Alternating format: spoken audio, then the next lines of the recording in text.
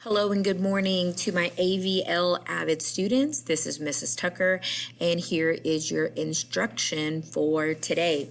Now, last week and the week before, we went ahead and we went over and reviewed a Nearpod with notes about note taking. If you recall those notes, you'll know that I gave you some guidelines and some expectations as far as Avid, but we did not actually talk about the focused note-taking system. So that is what we're going to be doing this week. Focus notes are the system that we use in Avid. So by the time we finish over these next few days, you should understand what focus notes are. You should understand how to select the format for your notes, and then what you're supposed to do with notes once you have taken notes in class. Now, some of you who are upperclassmen, you've been in Avid a few more years, this should be a very quick process, a fast, seamless process. For my sophomores and my freshmen, we're going to take a little bit more time to really dive into different types of notes and what can be effective and what can help you as a student.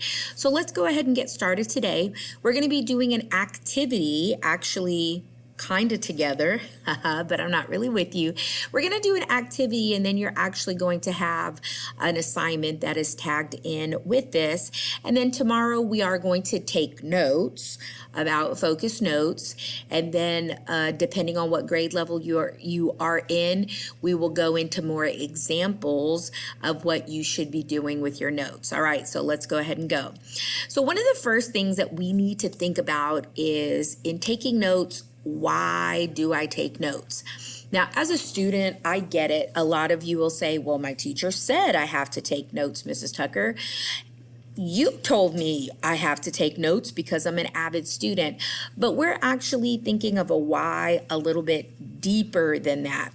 Even as teachers, as instructors, before I decide that I'm going to give you notes, I need to even ask myself, well, why am I asking my students to take notes? What is truly the purpose?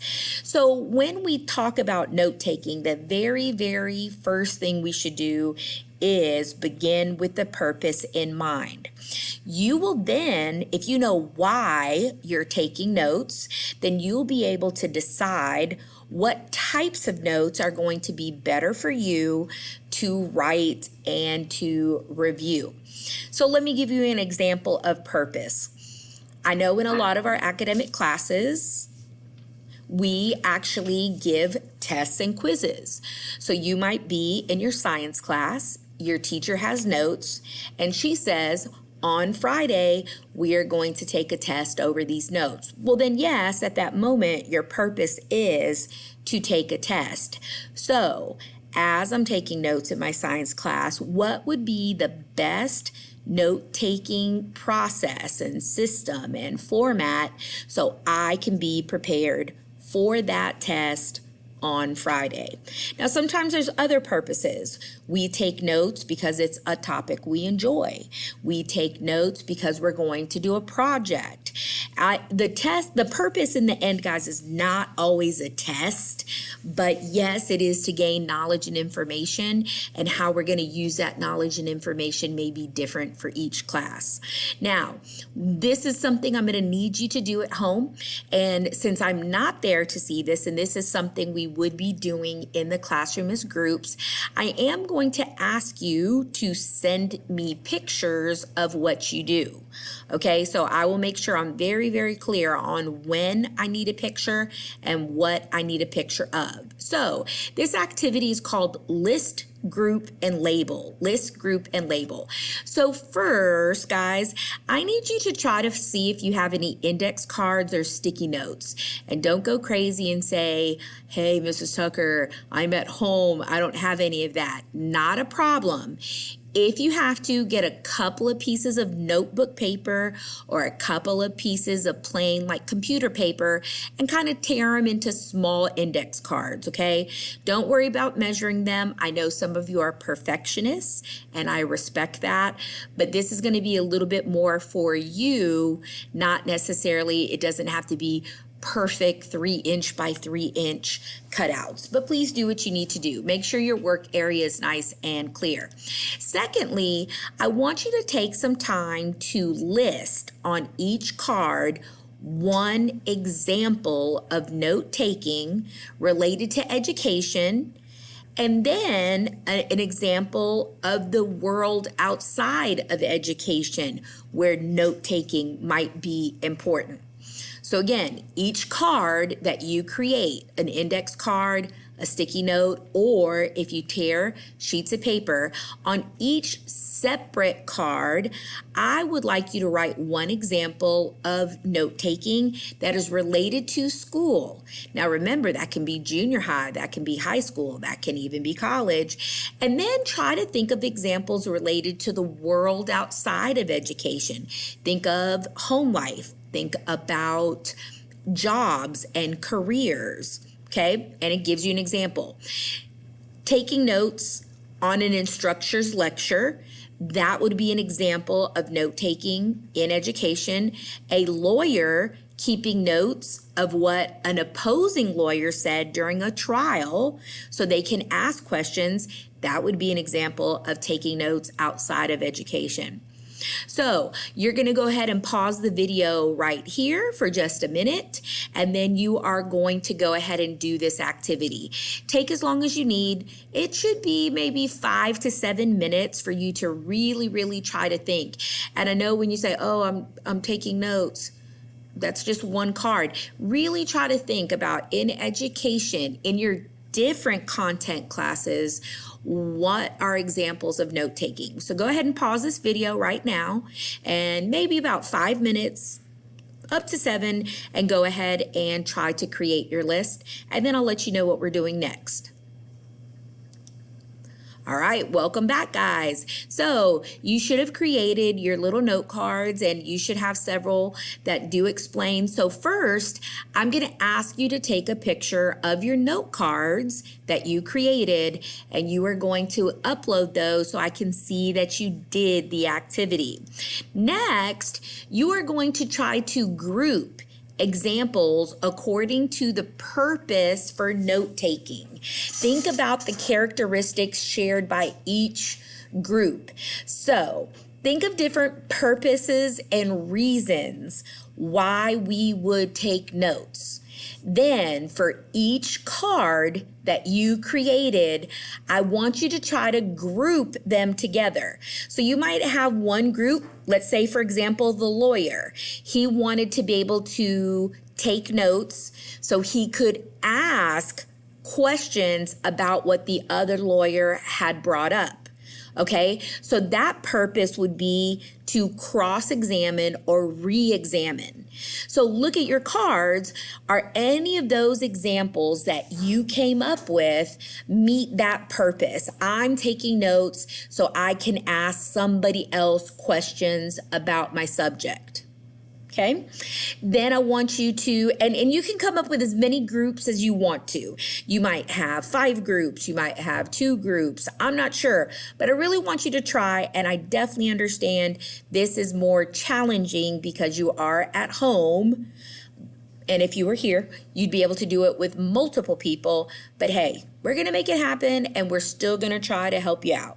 All right, so now that you group them, so you're gonna take just a minute, pause the video. You probably only need about 2 minutes or so, but please use the time that you need. And I would like you to group your cards based upon the purpose for taking notes. You are going to need to take a second picture so I can see that you have different groups. Guys, it doesn't matter how many groups you have. I just want to see that the different note cards you had from your first picture are now put into small groups together. All right, go ahead, pause your video now. Should be about 2-3 minutes to do that. Welcome back, guys. I hope you were able to get your groups together and send me pictures. So now we're going to label each of your groups. What are you going to call this purpose? So you're going to create a label for each group. The labels should relate to the purpose for note taking. So examples would be studying for a test. So this group, the purpose was to study for a test. So these 3 cards that we take notes are going to be under study for a test. Then another purpose or reason to take notes is I needed to make a decision or aiding or helping in a decision. So then you're going to show me your 2 or 3 or 4 cards that are grouped in that. So if you can, get another little sheet of your note card paper or sticky note and write the label, whatever you call the group, and then take a picture of the label so I know what the name of the group is and put it together. So again, if it was studying for a test, I should see a little sticky note that says purpose, study for a test, and then the 2 or 3 sticky notes around it of examples of notes that I would take to study for a test. You're going to take a picture of that for me. Guys, go ahead and pause your video. That should take about 2 to 3 minutes again because you already grouped them. Now you just need to create the label. You put the label with the group and take a picture with the label. All right, pause your video. I'll see you in a couple minutes. Now, normally, guys, I would have you talk within your group. I would even talk as a class. So that's going to be a little bit different.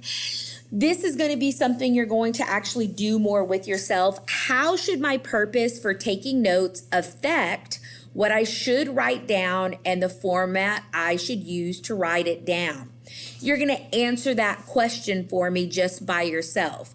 So the purpose for taking notes should affect what I write down because, or how it should. Explain that to me. So how should my purpose affect what and how I write? So remember, if it is something a little we would call basic, maybe my notes won't be as detailed. Maybe I can kind of scribble, not be as neat. But if my purpose might be for taking a test that's extremely important, then I might have more details. I definitely might want to be more clear. So how should your purpose affect your format and what you write? So explain that to me in a sentence or 2. And then you're going to attach that to the assignment.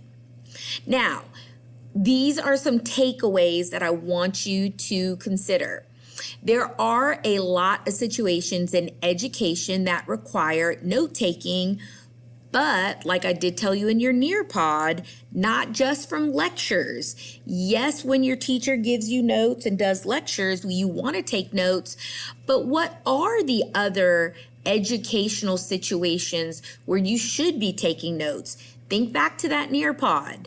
Also, note-taking is a necessary skill for academic success and even career success. Guys, some of you are freshmen. You're going to be in high school for 4 years.